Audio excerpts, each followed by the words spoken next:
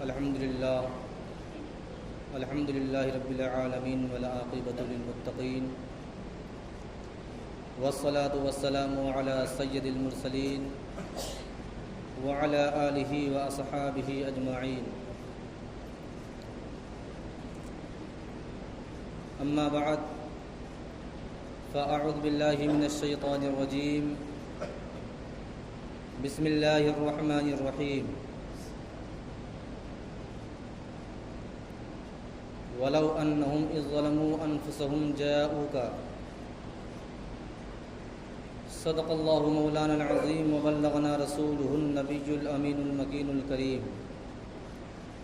ونحن على ذلك لمن الشاهدين والشاكرين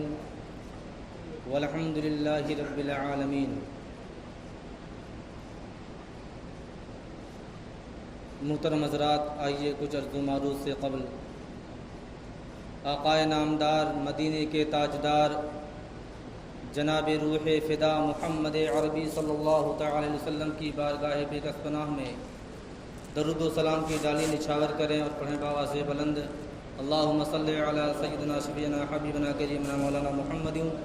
وبارک وسلم صلاۃ و سلام علیک یا رسول اللہ صلی اللہ تعالی علیہ وسلم. محترم حضرات،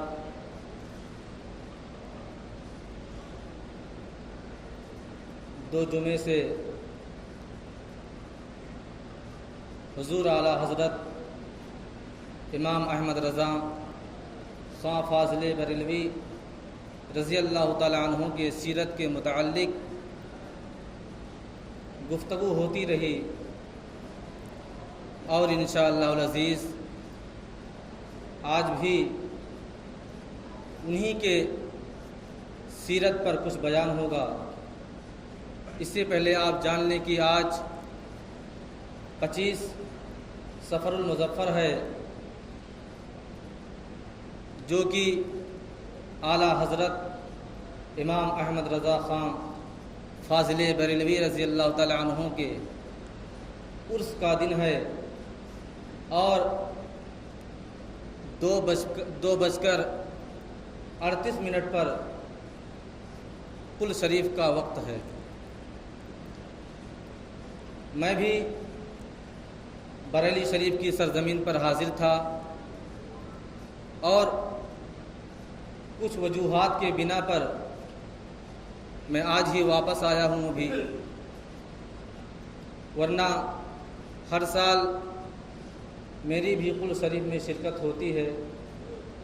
لیکن کچھ مجبوری کے تحت آج واپس آنا پڑا. بہرحال حضور اعلیٰ حضرت امام احمد رضا خاں فاضل بریلوی رضی اللہ تعالیٰ عنہ کی وہ ذات بابرکات ہے جنہوں نے اپنے اس قلیل اور کم عمر میں حضور اعلیٰ حضرت نے تقریباً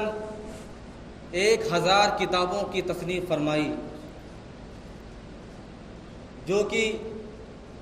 ہر کتاب منظر عام پر نہیں ہے. کچھ کتابیں جن کو اعلیٰ حضرت نے تصنیف فرمایا، تحریر فرمایا، ان کا شائع ہونا بھی ابھی باقی ہے. حضور اعلیٰ حضرت کے بارے میں شاعر کہتا ہے کہ وادی رضا کی کوہ ہمالا رضا کا ہے، وادی رضا کی کوہ ہمالا رضا کا ہے، اور جس سمت دیکھیے وہ علاقہ رضا کا ہے. اور پچھلوں نے تو لکھا بہت کچھ علم دین پر، پچھلوں نے تو لکھا بہت کچھ علم دین پر، جو کچھ ہے اس صدی میں وہ تنہا رضا کا ہے. حضور اعلیٰ حضرت عظیم البرکت کی ایسی ذات بابرکات ہے جو کسی کا محتاج تعارف نہیں، بلکہ پوری دنیا حضور اعلیٰ حضرت کے کارنامے سے بخوبی جانتا اور پہچانتا ہے. حضور اعلیٰ حضرت نے کتابوں کے علاوہ، اپنے فتاوے کے علاوہ حضور اعلیٰ حضرت نے ایسی ایسی شاعری کی، اور وہ بھی شاعری کسی اور کی محبت میں نہیں بلکہ ہمارے اور آپ کے آقا حضور تاجدار مدینہ صلی اللہ تعالی علیہ وسلم کے سیرت پر تمام اشعار اور تمام آپ کی پوری کتاب جس کا نام ہدایت بخشش ہے، پورا حضور تاجدار مدینہ صلی اللہ علیہ وسلم کی تعریف و توصیف میں لکھ دیا۔ اور ایسا ایسا شعر آپ نے لکھا کہ آج دنیا اس پر حیران اور کشمکش میں ہے کہ حضور اعلیٰ حضرت کو اللہ تبارک و تعالیٰ نے کیسا جامع علم عطا فرمایا تھا کہ ایسا ایسا شعر حضور اعلیٰ حضرت نے ہمارے اور آپ کے آقا حضور تاجدار مدینہ صلی اللہ تعالی وسلم کے عشق میں، ان کی محبت میں لکھا۔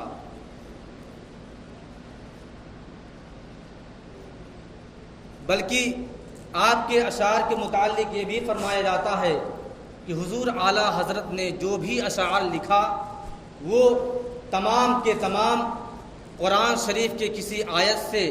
یا قرآن شریف کی کسی آیت کے جز سے اس کا ملاپ ہوتا ہے، اس کا ایک جز ہوتا ہے، اور اگر قرآن شریف سے نہیں تو حدیث کی روشنی میں اس شعر کو آپ نے تصنیف فرمایا اور اس شعر کو لکھا۔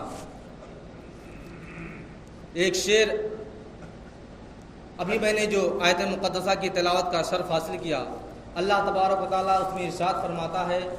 وَلَوْ أَنَّهُمْ إِذْ ظَلَمُوا أَنفُسَهُمْ جَاءُوكَ فَاسْتَغْفَرُوا اللَّهَ وَاسْتَغْفَرَ لَهُمُ الرَّسُولُ لَوَجَدُوا اللَّهَ تَوَّابًا رَحِيمًا۔ اس میں ایک آیت کا ایک جز ہے، میں نے جو تلاوت کیا جَاءُوكَ وَلَوْ أَنَّهُمْ إِذْ ظَلَمُوا أَنفُسَهُمْ جَاءُوكَ، اس جاؤکا پہ حضور اعلیٰ حضرت نے ایسا شعر لکھا ہے کہ لوگ سننے کے بعد دنگ رہ جاتے ہیں کہ حضور اعلیٰ حضرت نے قرآن شریف کی اس آیت مقدسہ کی جز سے اپنے شعر کا کس طرح حضور اعلیٰ حضرت نے تحریر فرمایا ہے۔ اعلیٰ حضرت فرماتے ہیں مجرم بلائے آئے ہیں، مجرم بلائے آئے ہیں جاؤ کا ہے گواہ، مجرم بلائے آئے ہیں جاؤ کا ہے گواہ۔ اور دوسرے شعر میں حضور اعلیٰ حضرت فرماتے ہیں، پہلا شعر جو میں نے کہا کہ مجرم بلائے آئے ہیں جاؤ کا ہے گواہ، حضور اعلیٰ حضرت نے قرآن شریف کی اس آیت مقدسہ سے اٹھایا ہے وَلَوْ أَنَّهُمْ إِذْ ظَلَمُوا أَنفُسَهُمْ جَاءُوكَ فَاسْتَغْفَرُوا اللَّهَ وَاسْتَغْفَرَ لَهُمُ الرَّسُولُ لَوَجَدُوا اللَّهَ تَوَّابًا رَحِيمًا، جس کا ترجمہ ہوتا ہے اور جب لوگ اپنی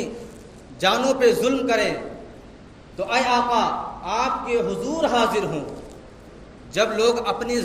جانوں پر ظلم کریں تو اے آقا حضور تاجدار مدینہ صلی اللہ تعالی وسلم آپ کے حضور حاضر ہوں۔ اللہ تبارک و تعالیٰ ارشاد فرماتا ہے جاؤکا فاستغفر اللہ، یعنی جب کسی کو کوئی پریشانی ہو، جب کوئی گناہوں میں مبتلا ہو جائے اور اس کے بخشش کا ذریعہ نظر نہ آئے تو اے آقا کریم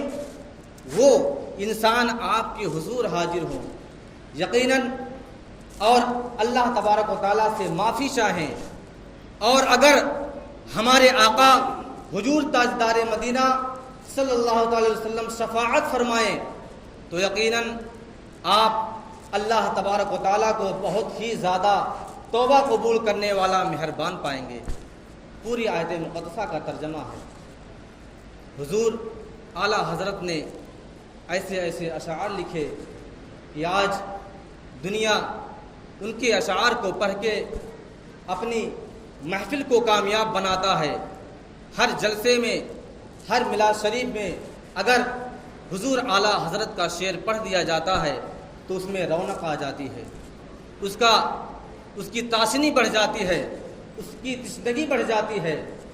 اور اس کا ہر ایک ذریعہ بھی بڑھ جاتا ہے۔ حضور اعلیٰ حضرت عظیم البرکت مجدد دین و ملت علیہ رحمت و رضوان یہ ایسی ذات بابرکات ہے کہ اگر دنیا میں آپ دیکھیں کسی غیر انسان کو لے لیں، اگر کسی انسان کی تعریف کی جائے اور وہ اس منصب پر فائز نہ ہو، کسی انسان کی تعریف کی جائے اور اگر اس منصب پر وہ فائز نہ ہو پھر بھی بڑا خوش ہوتا ہے۔ مثلا کوئی اگر حافظ نہیں ہے، اس کو حافظ کہہ دیا جائے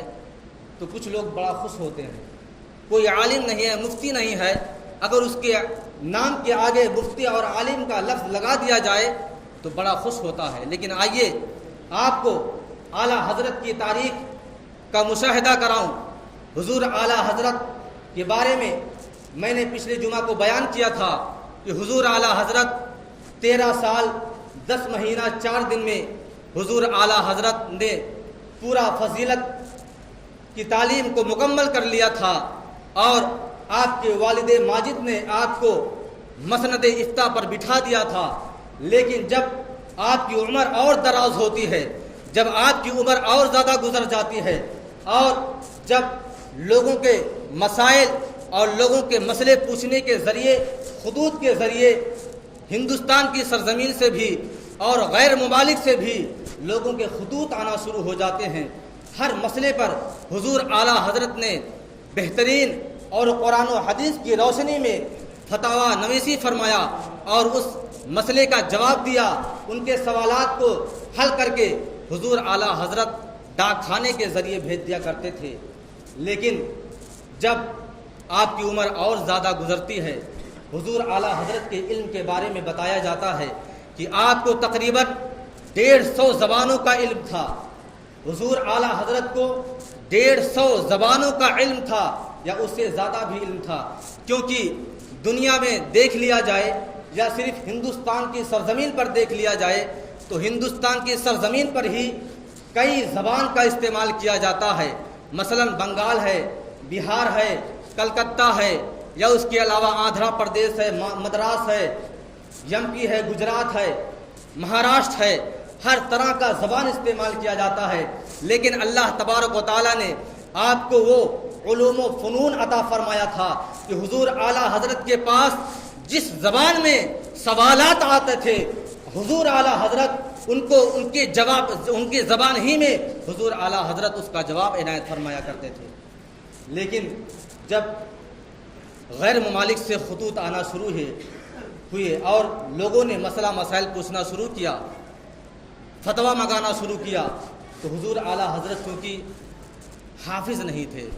حضور اعلیٰ حضرت حافظ قرآن نہیں تھے، بلکہ عالم دین باعمل اور مفتی کے منصب پر فائز تھے۔ لیکن غیر ممالک والے نہیں جانتے تھے کہ حضور اعلیٰ حضرت حافظ نہیں ہیں۔ کسی غیر ممالک آدمی کے بارے میں آپ کو پوری جانکاری نہیں ہو سکتی ہے۔ لوگوں نے سوچا اتنے بڑے عالم دین ہیں تو حافظ بھی ہوں گے، اور جب مسئلہ پوچھنے کے لیے حضور اعلیٰ حضرت کی بارگاہ میں خطوط آنے شروع ہو گئے، حضور اعلیٰ حضرت نے کیا مشاہدہ کیا کہ آپ کے اس خط میں جو آپ کے پاس مسئلہ پوچھنے کے لیے آیا کرتا تھا، فتویٰ لوگ چاہتے تھے، اس میں حضور اعلیٰ حضرت کے نام کے سامنے حافظ بھی لگا رہتا تھا، عالم کے ساتھ، عالم اور مفتی کے ساتھ حافظ بھی لگا رہتا تھا۔ اس طرح جب حضور اعلیٰ حضرت نے کئی خطوں میں دیکھا کہ میرے نام کے سامنے حافظ کا لفظ بھی لگا ہوا ہے، جو میں حافظ قرآن نہیں ہوں، لیکن حضور اعلیٰ حضرت نے جب ان تمام خطوں کا مطالعہ کیا، ان کو پڑھا، تو حضور اعلیٰ حضرت کے اشک سے آنکھوں سے اشک جاری ہو گئے۔ کیوں؟ اس وجہ سے کہ میں جب حافظ نہیں ہوں تو لوگ میرے بارے میں حافظ کیوں لکھتے ہیں؟ جب میں اس منصب پر فائز نہیں ہوں، جب اللہ تبارک و تعالیٰ نے مجھے اس سے شرفیابی عطا نہیں فرمائی ہے، تو لوگوں نے میرے بارے میں حافظ کیسے لکھ دیا؟ اگر آج دنیا میں کسی کے بارے میں کوئی کچھ لکھ دیا جائے تو بڑا خوش ہوگا، ارے واہ، میں ہوں نہیں پھر بھی میرے بارے میں لکھ دیا گیا۔ اب حضور اعلیٰ حضرت لوگوں کو کتنا بتاتے، نہ تو ٹیلی ویژن کا زمانہ تھا، نہ تو موبائل کا زمانہ تھا، بلکہ خطوط میں لکھ کے آتے تھے۔ حضور اعلیٰ حضرت کتنے لوگوں کو جواب دیتے؟ حضور اعلیٰ حضرت اسی کشمکش میں تھے، آپ اسی رنج و علم میں تھے کہ لوگ میرے بارے میں حافظ کیوں لکھتے ہیں؟ اس کا جواب دینا تو ممکن بھی نہیں ہے۔ کیسے اس کا جواب دیا جائے؟ کیسے ہر ایک کو سمجھایا جائے کہ میں حافظ نہیں ہوں؟ حضور اعلیٰ حضرت نے ٹھان لی اور ارادہ بنا لیا کہ اس سال بریلی کی سرزمین پر جس مسجد میں یہ احمد رضا امامت کرتا ہے اور جس مسجد میں 5 وقتہ نمازوں کی پابندی ادا کرنے کے لیے مسجد میں جایا کرتا ہے، اسی مسجد میں اس سال یہ احمد رضا انشاءاللہ العزیز تراویح کی نماز میں پورا قرآن مکمل کر کے لوگوں کو سنائے گا۔ حضور اعلیٰ حضرت نے رمضان شریف کے پہلے آنے والے جمعہ کو حضور اعلیٰ حضرت نے اس مسجد کے ممبر پر کھڑے ہو کر کے باقاعدہ حضور اعلیٰ حضرت نے اعلان کر دیا کہ اے بریلی والوں، اس مسجد میں نماز ادا کرنے والے لوگوں، اس سال احمد رضا اس مسجد میں پورا قرآن مکمل تراویح میں سنائے گا۔ سوچئے حضور اعلیٰ حضرت کو اللہ تبارک و تعالیٰ نے کیسا ذہین و فطین بنایا تھا، کیسا اعلیٰ دماغ عطا فرمایا تھا کہ حضور اعلیٰ حضرت پورا قرآن مکمل تراویح کی نماز میں سنانے کے لیے تیار ہو گئے۔ اب سب سے بڑے تعجب کی بات تو یہ ہے کہ اکثر حفاظ، میں بھی حافظ ہوں، جب رمضان شریف کا مہینہ آتا ہے تو 1-2 مہینے پہلے اس کی تیاری کرنی پڑتی ہے۔ 20 سال سے تراویح سنا رہا ہوں، سن 2002 سے سنا رہا ہوں، 20 سال تقریباً ہو گئے، لیکن پھر بھی ہر سال مجھے اس کی تیاری کرنی پڑتی ہے۔ حضور اعلیٰ حضرت کا ذہن دیکھیے، اللہ تبارک و تعالیٰ نے آپ کو کیسا اعلیٰ دماغ عطا فرمایا تھا کہ حضور اعلیٰ حضرت نہ تو رمضان شریف سے پہلے اس کی تیاری کیے اور نہ تو رمضان شریف کے دن میں اس کی تیاری کیے، بلکہ حضور اعلیٰ حضرت روز آنا تراویح کی نماز میں 1 پارہ مکمل سنایا کرتے تھے، اور آپ کے ذہن کا عالم یہ تھا، آپ کی یادداشت کا عالم یہ تھا کہ حضور اعلیٰ حضرت صرف اور صرف قرآن شریف کو یاد کرنے کے لیے جو تراویح میں سنانا ہوتا تھا، اس نیت سے صرف اور صرف مغرب کے بعد قرآن شریف اٹھاتے تھے، اور مغرب کے بعد فوراً عشاء کی نماز کے لیے تیار ہو جاتے تھے، اور مغرب کے بعد آپ صرف 1 یا 2 بار تلاوت کرتے تھے، اور اس کے بعد آپ تراویح میں 1 پارہ سنا دیا کرتے تھے۔ سوچئے حضور اعلیٰ حضرت کو اللہ تبارک و تعالیٰ نے علم و جاہد کے ساتھ، علم و جلال کے ساتھ آپ کو اللہ تبارک و تعالیٰ نے کیسا ذہن اور کیسا اعلیٰ دماغ عطا فرمایا تھا کہ حضور اعلیٰ حضرت صرف اور صرف مغرب بعد چند منٹ کے لیے قرآن شریف اٹھاتے تھے، اور اس کے بعد تراویح میں 1 پارہ سنا دیا کرتے تھے۔ جبکہ تلاوت کا عالم یہ ہے ہمارا اور آپ کا کہ اگر کوئی حافظ ہے، کتنی بھی جلدی پڑھنا چاہے قرآن شریف تو کم سے کم 15 منٹ تو لگ جاتے ہیں، لیکن حضور اعلیٰ حضرت سوچئے صرف 2 بار پڑھتے تھے۔ 2 بار کا وقت ہی ملتا ہوگا، مغرب اور عشاء کے درمیان وقت ہی کتنا رہتا ہے۔ حضور اعلیٰ حضرت صرف 2 بار اس پارے کی تلاوت کرتے، تیسری بار میں حضور اعلیٰ حضرت تراویح میں 1 پارہ مکمل کر دیا کرتے تھے، اور اس طرح آپ نے پورے رمضان میں 300 پاروں کی تلاوت فرمائی اور تراویح میں سنایا، اور پورے آپ مکمل حافظ قرآن ہو گئے۔ اب اس کے بعد خط میں چاہے جو لکھیں، حافظ لکھیں یا نہ لکھیں، حضور اعلیٰ حضرت کو نہ کوئی رنج و علم تھا، نہ کسی کے لیے کوئی شکایت تھی۔